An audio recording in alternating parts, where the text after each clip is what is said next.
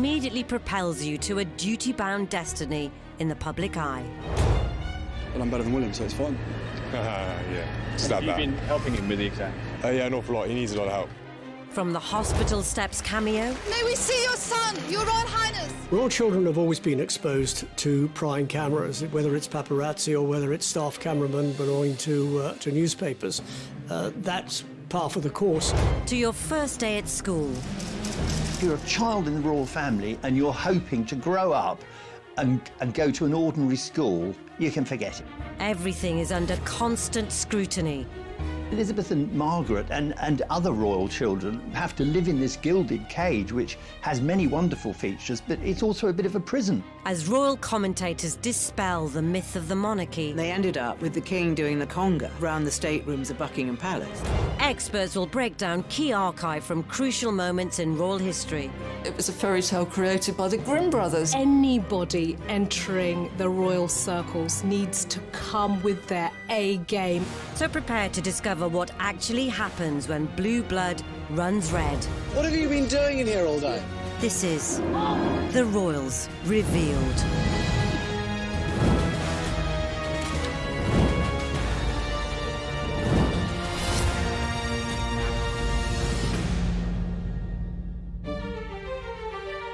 In this episode, we'll reveal how royal home learning is hardcore.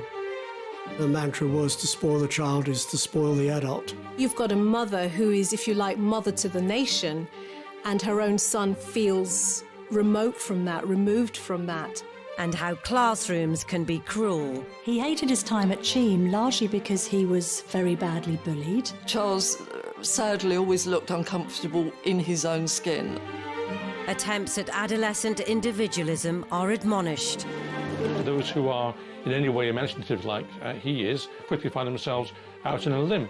Some royals may decide not to give their children the HRH title because it gives them more freedom. And hints of defying conventions scorned. It absolutely terrified the courtiers because they thought she might actually do this. She was seen as a bit of a loose cannon. So as the pressures of accountability to the firm weigh heavy, is it any surprise the royals have rarely passed through their education with flying colours? But I've never seen anything quite like it before. I think I got quite a large one here. It's very, very large indeed. With the Queen now in her 90s, her childhood may seem like a distant memory. But the strength of character she has displayed throughout her reign was forged in her formative years. Thanks to the discipline of no-nonsense nanny, Clara Knight. The mantra was to spoil the child is to spoil the adult. She was quite switched-on lady and an influence in those early days of Princess Elizabeth, and played an important part in her life because Princess Elizabeth's parents, who were then the Duke and Duchess of York, were busy working in support of George V. What Nanny said, Nanny was obeyed. There was a sort of tradition then among the royals and the English aristocracy to be, it sounds absolutely bizarre now given, current attitudes, but there was a tradition of being emotionally cold with your children. That was seen as a good thing. These orders had been instigated by Elizabeth's grandma, Queen Mary, the matriarchal force of the family. She impressed on Elizabeth the need to understand that she would always be watched. She couldn't do anything where there wasn't a risk of criticism. So there's a famous story where Queen Mary said to the governors, you must teach that child not to fidget. And what that would have done is she would have internalized that messaging from very early on and learned to follow the rules, be a good girl and conform. And that might be one of the pillars of how she functions, self-discipline, self-control and duty. And she seems to have learned that lesson incredibly well. Famously, she's supposed to have remarkable bladder control. She can sit through hours of sometimes rather boring events without ever falling asleep or having to get up and go out of the room. Nannies have been hugely important to the royals over the decades because, especially with the case with older generations, they have helped to bring the royals up. Royals used to be brought up on the nursery floor, and that meant that they didn't really see their parents until the evening. So the nanny isn't only there to educate, but also to feed, to comfort, to reassure, to help build confidence. So they're hugely instrumental figures. Elizabeth and Margaret and other royal children, right up probably to the 1960s, had this emotionally, what's a good word for it, detached from their parents' kind of childhood, combined with the huge pressure of being royals, of having at some stage to take over royal duties either as the monarch or as, you know, if you were the second son, as the spare, and the other children of the monarch who have to live in this gilded cage, which has many wonderful features, but it's also a bit of a prison. Princess Elizabeth sort of took it in her stride with all the nannies and governesses that looked after her. Elizabeth had a French governess, taught her French, and to this day the Queen speaks French. Goes down extremely well. So all these people who played a key role in her early days would look down from the heavens and say, gosh, we did a good job, didn't we? Despite the strict shackles, Elizabeth did at least enjoy some pursuits 1930s kids could relate to. But as her uncle looked set to abdicate the throne, it would change her life forever. The Duke of York is next in line for the British throne, and next to him in succession is his eldest daughter, the Princess Elizabeth, shown here with her father and mother. It wasn't inevitable that she was going to become queen by any means, because no one knew at the time what was going to happen to Edward VIII. But it was always on the back of people's minds that should Edward VIII not marry or not have children, that Elizabeth was next in line. So as George VI took the throne, it was time to start shaping up for her future. She was allowed, and against all protocol, her father allowed her to look through the red boxes, you know, the documents from government that she had to look through and sign, or he had to look through and sign. She was getting more constitutional history lessons than Princess Margaret, which was something that caused discomfort between the two sisters. And so it was always the case that George VI and the Queen Mother had to prepare Elizabeth for the throne. But outside the palace walls, there was much more Elizabeth had to learn. And her next move would be totally unexpected.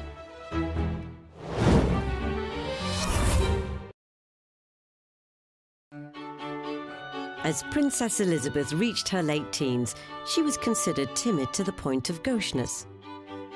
And now, as the heir to the throne and with the country at war, it was imperative to try and change that.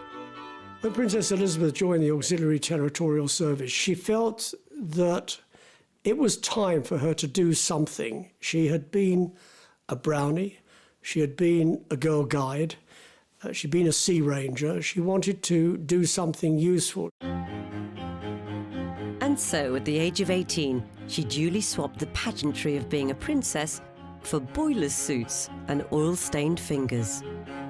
She felt that she should be leading by example, even in those early days. It's easy to be cynical and say, oh, this was just good PR. But there certainly was a PR element, but there was also a genuine feeling. Elizabeth had a genuine sense that she should do this. I think we're getting more clues about the real Queen from the ATS stuff. I think she's been more revealing. She's not doing that by being all singing or dancing, but I think she was marinated in this kind of royal duty role and always looking like the little princess and almost being quite motherly to her sister as well, and being very ladylike. And suddenly it's an almost unisex role where she can use her skills and her brain in work that was known as man's work in those days. And she was clearly very good at it. She still loves to show off that she can do all of that kind of thing.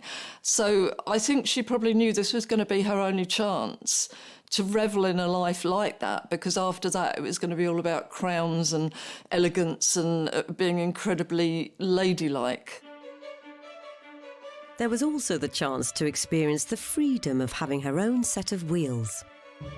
She suddenly was out in the wider world. She wasn't living any longer in a palace surrounded by servants. I mean, she certainly went back to that, but it would have given her a glimpse of the wider world, and it would have given her practical skills. Though she was careering around in trucks in her teens, the Queen has never had to take a driving test. Queens don't take tests, certainly not in those days. She learned to drive on the private estate. She doesn't drive on public roads at all, so there was no need to take a test. She's a good driver even today. I've driven with her, never worried at all. But if there was a trace of the regimented lifestyle being eased, that all evaporated a few years later with her father's death, as the premature end of one reign meant the sooner than expected start of hers. The biggest test for Elizabeth certainly came when her father died. And I think also Elizabeth, she did have a strong sense of the history of the royal family, and she knew that her situation as a very young woman, becoming the monarch of what was still then a pretty big empire, was paralleled by her ancestor Queen Victoria, who became queen at a very young age and was remarkable in very quickly getting a grip on what was seen as, in Victorian times, an even more difficult task for a young woman. The shock of her father's death was trauma enough. Then Elizabeth had to step into becoming queen at the age of only 25. Now, when somebody experiences the traumatic loss of a parent, sometimes their way of dealing with it is to throw themselves into work. And I wonder whether this is something that she did. She just focused on her duty. The narrowness of her education was the perfect preparation for being the monarch, because she's very single-minded. She hasn't been distracted by all sorts of other intellectual possibilities. And so that focus has enabled her to hardly put her foot wrong for decades while she does this one job that she's really, really good at. But no matter how well she took to becoming the monarch, her sense of duty had a knock-on effect for her own offspring. Charles was a lonely child, primarily because the Queen had to go off and do the job for which she was anointed to, and therefore had to leave the children around. Prince Charles was only 3 when his mother became queen and knew no different. So from that point onwards, his destiny, his path was marked out before him, even when he was just a toddler. You've got a mother who is, if you like, mother to the nation, and her own son feels remote from that, removed from that. And I wonder whether, from his point of view, that psychological and emotional bonding and closeness didn't happen in a way that made him feel secure with her. By the time he was 8, the Queen and Prince Philip decided Charles needed the company of children in a classroom. Someone said he thinks too much for someone so young. And throughout his life, but especially when he was a child, it's very clear that he was, I wouldn't say oversensitive, but certainly more sensitive than would work to his advantage. So Charles became the first heir to be educated outside the palace. He hated his time at Cheam largely because he was very badly bullied. I think he didn't particularly enjoy being away from home and was terribly homesick. The students there seemed to perceive that if they befriended Prince Charles, they would be accused of sucking up. Even Sports Day, supposedly one of the highlights of the term, brought the embarrassment of having to introduce his parents to his classmates. And his exacting father wouldn't have been impressed by his aptitude for competition. Philip's answer? Get tougher. He's making the decisions about what happens to the children and where they're educated. And he wants his son to go to Gordonston, where he feels his sensitive child needs to be toughened up. Although Gordonston suited a character like the Duke of Edinburgh down to the ground, very self-possessed, more academic, with great sporting prowess, it was absolutely the wrong environment for a boy as sensitive as Prince Charles was. He still hasn't fully forgiven his father, even now, all these years later, for those early experiences. Having made it through his hardships in the Scottish Highlands, ending up as head boy with 5 O-levels and 2 A-levels, Charles made his way to Cambridge. Prince Charles famously was admitted to Cambridge with grades at his A-levels that no other human in the world could possibly use to get into Cambridge. So in a way that epitomises the difficulty of being a royal, that you don't have to try. I mean, you can be very average intellectually or not bother at all at school, because the end result will always be the same. You're going to be in the royal family, you're going to be opening hospitals, shaking hands, and in a way that's both the blessing and the curse of being in the royal family.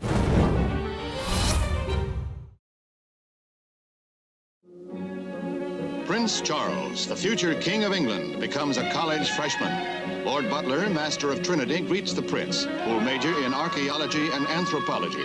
The heir to the throne looks like his mother and walks like his father. I think you have to remember, for Charles, there wasn't a comfort zone. So although we're seeing a guy here that is well out of his comfort zone, that comfort zone never existed. Charles, sadly, always looked uncomfortable in his own skin. Charles's grandfather and great-grandfather were both students here. Well-wishers shouted, "Good luck," and the Prince replied, "I'll need it." And I love the way that he kind of cracked open a royal gesture that is used a lot in emergencies here, which I call the pointless point. So when in doubt, they point at things, but it makes them look engaged, but without actually speaking. And you can see him, apropos of nothing, just pointing here. So he was clearly feeling uncomfortable. I talked to someone who was at Cambridge at the same time who said that Charles was always on the edge of things. I mean, he did join informally, but it was always difficult for him, impossible, in fact, to be treated just as one of the other students. Do you know, I actually saw him there. We had a school day outing at Trinity, and imagine a load of giggly schoolgirls, and he walked across the quadrangle behind us. Well, can you imagine? He was always easily embarrassed. His cheeks went absolutely crimson. Undoubtedly, his most striking contribution to student life was as a member of the college's drama group. And here I am, showing just how adaptable the sports commentator can be. All alone on a deep-sea fishing boat with just my rod and line, the great unknown, a few helicopters and ASDIC, but yes, I do believe I got a bite. I think he threw himself into theatre because that is what was the one aspect of schooling life that he had enjoyed and that was actually quite good at.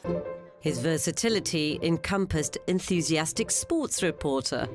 Take up the train. This is most exciting, ladies and gentlemen. I've never seen anything quite like it before. I think I got quite a large one here. It's very, very large indeed.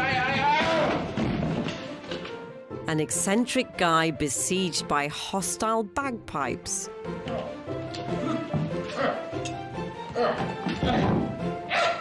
And he also enjoyed, when acting, playing the fool. He enjoyed a bit of comedy. He's actually quite a funny man, and he enjoys a good laugh. His showstopper was this flustered forecaster. There is a manic depression over Ireland, with associated troughs of hay presto. An obsession under Sweden may develop or be relieved by a warm front. Behind that will come a cold back. Whatever comes next. Doesn't happen in the BBC, does it? When he does dry, he just stands there. Temperatures will be slightly reduced and bargains may be had in all departments.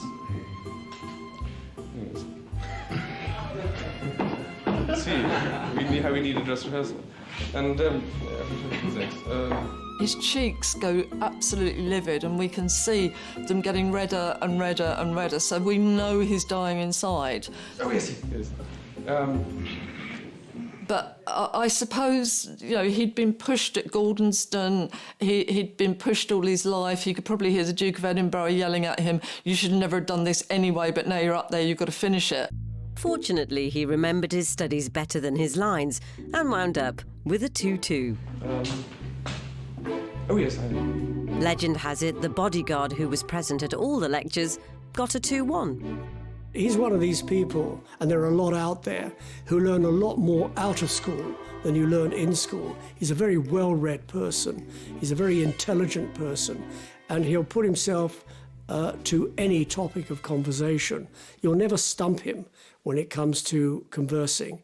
You can come up with some esoteric subject and he'll be able to talk about it. So he's a very well-read and learned person and an interesting person as well. But if you compare today to what he was like at school, two completely different people. When Charles became a father to William in 1982 and Harry in 1984, outward appearances may have portrayed one of harmony. His parents' main concern is to give their new baby as normal an upbringing as possible. Prince Charles is even said to have changed Prince William's nappy. But inside the family, there were several conflicts brewing. So although the new prince will share Prince William's nanny, Barbara Barnes, who's always there when Mummy and Daddy aren't, his parents will try and be with him as much as they can. Diana had a strained relationship with Barbara Barnes, who was William and Harry's first nanny. I think she got quite jealous of Barbara because she had grown so close to the princes. And being a maternal figure and somebody who wanted to be hands-on, I think Diana didn't want to be pushed out. Diana didn't want William and Harry to be brought up on the nursery floor. She loved to look after people, so she was a great nurturer. Got to remember that before Diana married, she was an assistant at Little England kindergarten. She had an affinity with children. She adored children. If she could have had an army of children if she tried hard enough. We have all seen those pictures with her outstretched arms, hugging William and Harry. She ripped up that royal handbook. Why? She's a product of different times. You know, perhaps a lot more psychologically aware about what her needs were. She knew what she wanted in her life. She wanted to be hugged. She wanted to be loved. Royal staff witnessed this contrast to previous generations firsthand. When I was working at the palace, William and Harry were just like normal children. They knew that their mother was special. They knew that their father was special. Their grandmother was the Queen, but it didn't go to them. They just behaved like normal children. William was slightly more reticent than Harry. Harry has always been a bit gung-ho. But they were normal kids. They enjoyed doing what normal kids do. And also, famously, she insisted, to the horror of some of the courtiers, she insisted on taking them to McDonald's. Diana gave them the high street. She gave them the movie house, the hamburger joint, the departmental store, the supermarket. Diana may have been fighting a losing battle to try and give her kids a normal upbringing. Why? Because they are privileged, they are royal, they're already in, if you like, that gilded fishbowl. That's where they are. But I think her attempts to do so may have given them some more balance. You know, showing regular people, taking them to charities, you know, seeing real poverty may have also been messages that they internalise so that they have a much more balanced outlook rather than just one worldview, which was narrow and privileged and remote. So, how would William and Harry go on to fare when they'd had to fend for themselves in the big wide world and media spotlight glare?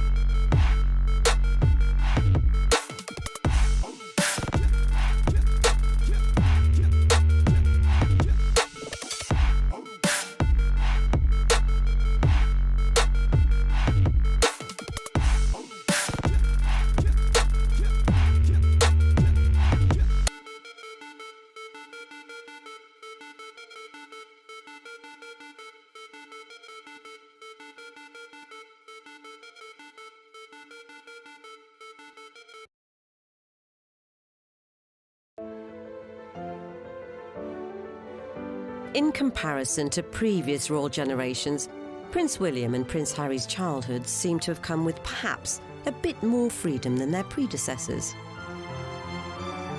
But even playtime was never really normal. But this year, at midday in the old fire station yard of Sandringham House, the Queen had laid on a treat for the press. A treat, too, for the grandchildren, who are allowed to play on the ancient appliance. There's a kind of an intentional gesture here that, no, this is just a photo opportunity. We do it to keep the press off our backs, and those kids will probably just stand there doing the royal thing, and the Queen will stand there next to them with approval signals, and all will be well. But what they hadn't reckoned on was Harry and William. It is absolutely hilarious. Diana's boys come flying out. Those boys have no heed of the camera whatsoever, and that's quite remarkable. They just see the fire engine and it's major clamber time, and you can see Diana just standing there, not intervening, because clearly she wanted normal children, normal boisterous children. But the Queen is almost quietly imploding. You do not see the Queen using body language very much. It's as rare as hen's teeth. But there's a huge display here. She emerges anyway with an unusual hand gesture for her, meshed fingers in the clasp. And I think that's because she's holding on to her temper for dear life. She also, when she comes out, you can see her licking her lips, which is a sign that the adrenaline is beginning to build up, that all is perhaps not well in the firm at that point. And then you can see her face when she's watching them clambering around. And again, she's biting her tongue to not tell those children off. And it's very much old-fashioned royal parenting as opposed to Diana's hands off, they're young, let them have a good time. So I think Philip and Elizabeth, when they saw Diana doing this very modern version of parenting, not wanting to go away on official trips too often to be away from the children, I think they felt that Diana was taking it too far. And that's where we reached the point where duty and private life come into conflict. I think the Queen, Charles, and Prince Philip felt that Diana was sacrificing duty to some extent to this notion that she had that she should be an ordinary mother. But did Charles's worries have an even more damaging effect on the family dynamic? Someone said to me, Charles was jealous of all the attention that William and Harry got from Diana, which takes us into the whole psychology of perhaps Charles needing someone to mother him. Ever since Prince Charles became the first heir to be schooled outside the palace, any subsequent royal foray into education has grabbed the media's attention. Royal children have always been exposed to prying cameras, whether it's paparazzi or whether it's staff cameramen belonging to newspapers. That's par for the course. Royals kind of have to make a fuss of their children's first day at school because we demand to see the pictures. For William and Harry, this fascination began at nursery. Prince William is an old hand. He went to this school for a year. The Princess of Wales made sure young Harry was centre stage for the well-practised wave. I'm not sure the royal children particularly enjoy it, but it's just a royal rite of passage. 2 hours later, the young prince left for home. He'd made a pair of binoculars and showed a joyous determination to beat the press at their own game. The Paps were a constant for every new first day that followed. William and Harry started their schooling life at Wetherby Prep before moving on to Ludgrove and then going to Eton. There was an idea that Charles and Diana wanted a degree of localism towards their son's education because Charles had had such a miserable time being sent away to board at Gordonston. And I don't think Diana wanted the children to be too far away either. Apparently, to tease these old Etonian advisors, she said, oh, I really think we should look at sending William and Harry to Holland Park Comprehensive. It's a big state school just around the corner, around the back of Kensington Palace. And of course, she didn't mean this, you know, but it absolutely terrified the courtiers because they thought she might actually do this. She was seen as a bit of a loose cannon. Royal favourite Eton played host to both boys' secondary education. If you're a child in the royal family and you're hoping to grow up and go to an ordinary school, you can forget it because like nannies and governesses, public school is just seen as an essential part of growing up as a royal. They were probably teased a bit when they went to school because although they went to school as William Wales and Henry Wales or Harry Wales, people knew that they were both princes and Prince Charles was one day going to be king. They were expected to deliver the grades, yet Harry seemed to play the fool. He experienced his parents' divorce, which would have had its own emotional trauma. His mother tragically and violently dies. That's another emotional trauma. At 17, he's called a pothead, so he's already rebelling. A lot like lots of different young people do. It's a developmental stage, saying, I don't want to follow my parents, I want to follow my peers. Harry left Eton with 2 A-levels, a B in art and D in geography. William, on the other hand, took his education further. So far, in fact, it was in another country. To the delight of fellow St Andrews alumni like Kate Middleton's Hall's neighbour, Helen McCardle. Those of us who were residents in St Salvator's Hall were taken into the common room, and we were told at that meeting that, in no uncertain terms, we couldn't speak to the press about him. But he didn't turn up alone. Prince William did have 2 security guards or bodyguards who were with him, and they stayed in the Hall of Residence. And actually, his 2 bodyguards were so sort of unassuming that for a long time, a lot of us just thought they were mature students. We didn't actually realise they were his bodyguards. As he dynamically strode to his local newsagent for student essentials, such as a notepad, William hoped he'd blend into the undergrad crowd, but that was unlikely. You have, lecture theatres absolutely packed out, people sort of craning their neck to try and get a look at Prince William. He even experimented with nicknames to aid unlikely anonymity. Some people used to refer to Prince William as Steve as a nickname, and I think we used to refer to Prince William sometimes as P. Willie. But he couldn't hide behind an alias after celebrating the end of first year. Prince William had been coming back with some of his friends, and he had stumbled and fallen into the bushes outside the Hall of Residence, and his bodyguards basically had to go in and retrieve him and pull him out and take him off to bed. But the bodyguards' rescue mission didn't end there.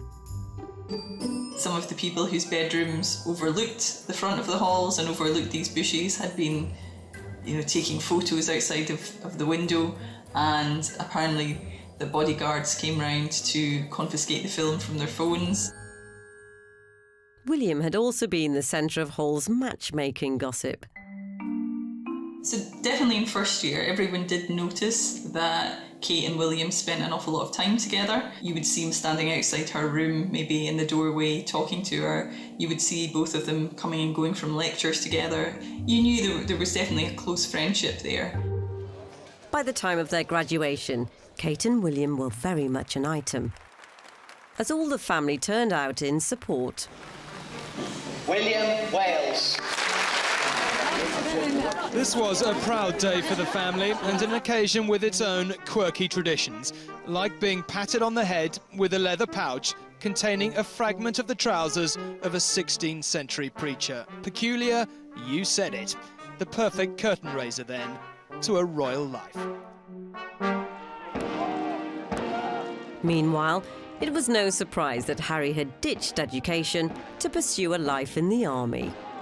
Even as a little boy, he'd dress up in his commando camouflage gear, and if you were waiting in the sitting room at Kensington Palace, you might see a little toy rifle come round the door first, followed by Prince Harry. He was, in a way, always wanted to be a career soldier. For the first time in his life, he realised he was really good at something. Much had been made of his academic record by himself, actually. He used to laugh and joke that he wasn't academic and couldn't get good marks in anything. Harry had gained a place at Sandhurst, despite having not been to university, and even more remarkably, was eventually selected for the elite Apache co-pilot gunner course, which put him on a collision course with William, now himself a qualified pilot with the RAF. The brothers had always enjoyed a healthy rivalry throughout their lives, from impromptu sprints to cheeky fouls on the football pitch. Both are quite stubborn. Both are extremely competitive. The military brings out a spirit of competition, and I think there may have been resentment on William's behalf that Harry got to serve on the front line and he didn't. Now they had to contend with living and working together. Exams never been my favourite, and I always knew that I was going to find it harder than most people, but I'm through that now, and finally got hands-on to a job that I absolutely adore. It is still hard work, but I'm better than William, so it's fine. Yeah, Have you been helping him with the exams? Yeah, an awful lot. He needs a lot of help. It's the RAF way, so you have to help the army out quite a lot. Banter is always a dangerous game to play when you don't use a lot of eye connect and you're not completely tuned into the other person, and the other person, particularly if they begin to change, if they begin to grow up, if they begin to want to be seen in a slightly more dignified way at times, and you've still got this chipping away banter, it can turn into conflict very easily. And so you got off the ground yet? Sorry? You got off the ground yet? I've just got off the ground, yeah. Oh, okay. Thank you. Thanks for asking. What you've also got here in this plot twist of a dynamic is one is always in the one-up position because he's heir to the throne. So you've got the other brother who may feel that he often has to prove himself. This is quite a special moment for you two, isn't it? Because this is possibly the last time you'll be living together. First and last time we'll be living together. It's been a fairly emotional experience. Yeah. How much inter-service rivalry is there between you two? None at all. No, not at all, really. I mean, everyone knows the army's better than the I'm an RAF. cavalry boy anyway, so it's fine. There's good bands between army pilots and RAF pilots, obviously, as well. And the naval pilots just, in the background, they didn't do anything, so it's fine. In terms of body language, there are a few flashing warning lights here, because banter's great, but it can become not great if you go out of kilter. Well, bearing in mind I cook him and feed him basically every day, I think he's done rather well. I told us the other week that he did all the washing up. He does do a bit of the washing up, then he leaves most of it in the sink, and then it comes back in the morning and I have to wash it up. Oh, the lies. Unbelievable. And when you watch people who are very, very good at banter and continue to be good at it, when they're joking about the other person, and the joking can be quite vicious, William, very humiliating with Harry, keeps bantering him back to being a naughty boy that won't do the washing up, oh, he snores, all these kind of things. And that, if you're going to do that, you can maybe get away with it, but your body language needs to be in tune. You need to be watching one another all the time and checking that that's not hurting, that you're not getting annoyed with that, and that you're in the right circumstances. And it's somebody's birthday on Sunday. Are you a bit nervous? Any presents you want your brother to get for you? Basically, he's probably only literally just realised that you said that now, and hasn't got me a present, but I wouldn't expect anything else anyway. I'll be lucky to get a card. It's not obvious that he's growing old, is it? With the brotherly bond potentially wavering, further differences would continue to emerge between them as they entered fatherhood.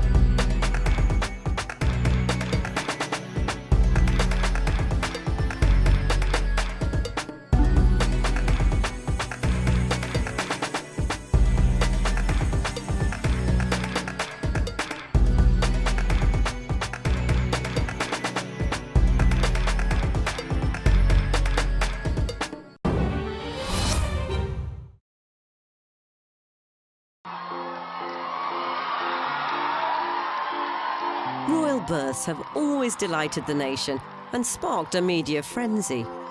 Ahead of him, all the strangeness and the razzmatazz of being the son of the future king. Wonderful, this news about Princess Margaret having a baby. I think it's gorgeous. We've even placed bets on what they'll be called. Have you any choice of a name? Not really, I hadn't thought about it. Perhaps Hugh, a Welsh name. A Welsh name, you think? Yes, I think so. I actually think they should have called him Henry. I like the idea of Henry the Ninth. Henry the Ninth! With Prince William, a father of 3, and Harry welcoming Archie into the world, scrutiny surrounds how the new generation will be raised. And the Cambridges have gone down a traditional route. Sometimes their nanny, Maria, wears her Norland nanny uniform because when in public, everyone needs to be dressed appropriately. So what makes a Norland nanny a cut above the rest? So Norland College has been around for 128 years. It started initially as a training institute to train young people in working with young children. Norland has worked with many different families, including royalty, all around the world. And we do work hard to ensure that, you know, whoever our graduates go on to work with, that it remains confidential. They may blend in, but do they look familiar? The urban myth is that actually Mary Poppins was role modelled on the nursery nurses that Norland generated. In fact, the uniform or the costume that Mary Poppins wore was very closely linked to the uniform that the nursery nurses first started to wear in those days.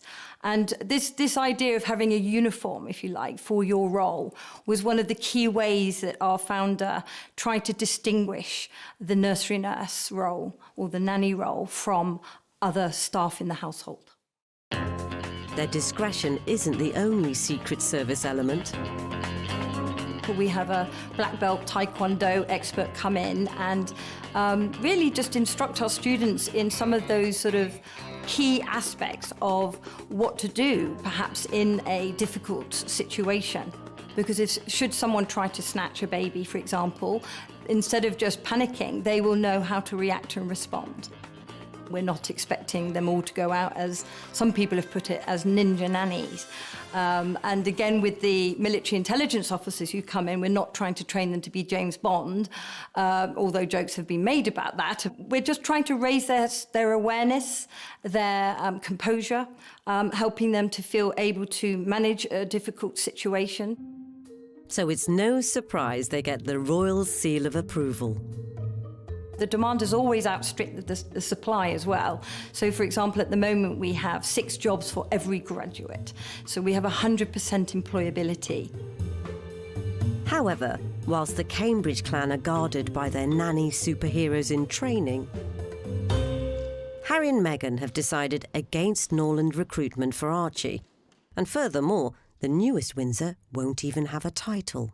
Some royals may decide not to give their children the HRH title because it gives them more freedom to make connections with other people, to come across as more relatable, and also takes away that kind of burden of responsibility and worry about how am I going to be treated differently or how am I going to be received if I have this title.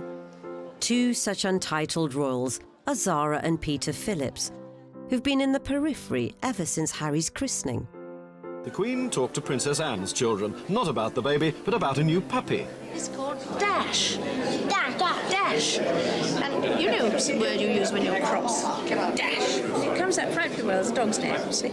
In the case of somebody like Zara Phillips, not having the title has meant she's been freer to do what she likes, although she hasn't been able to enjoy the financial trappings of royal life.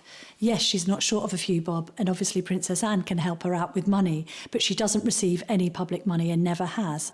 Prince Harry has looked at Zara and Peter Phillips's upbringing, realised that they're not shackled by the trappings of royal life because they don't have titles, and that's influenced his and Meghan's decision to not give Archie a title. Though forfeiting an HRH can prove costly in the long run.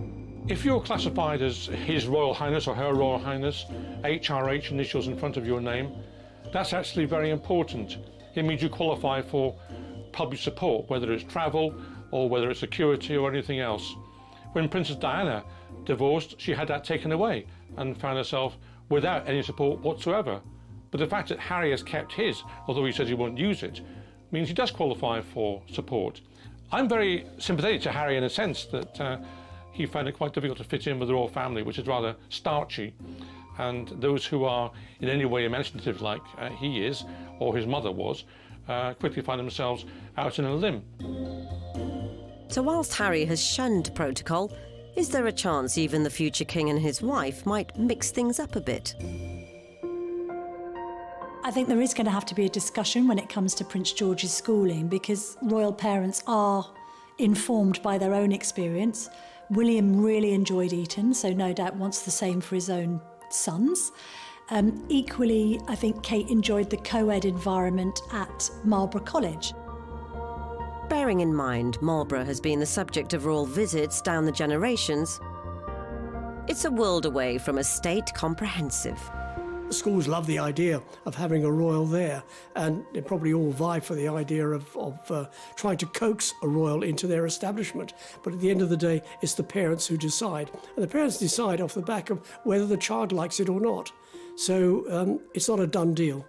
Kate and William are, by all accounts, they're just like normal parents, whatever that means. They're very affectionate. The Duke and Duchess of Cambridge really appear to have stepped up to the plate. The institution has learnt that it's very important, if members of the royal family have children, they should be allowed to have that quality time in the early years of the child's upbringing, to be there for them, to be there in the morning, to be there at bedtime, to be there to pick them up from school. Also, if you look beyond Prince William, and I appreciate that's some time away, but you see Prince George and Princess Charlotte and Prince Louis lined up. So that's the next generation of monarchy. We don't know what the monarchy is going to look like by then, and it could be even more modern than it is now.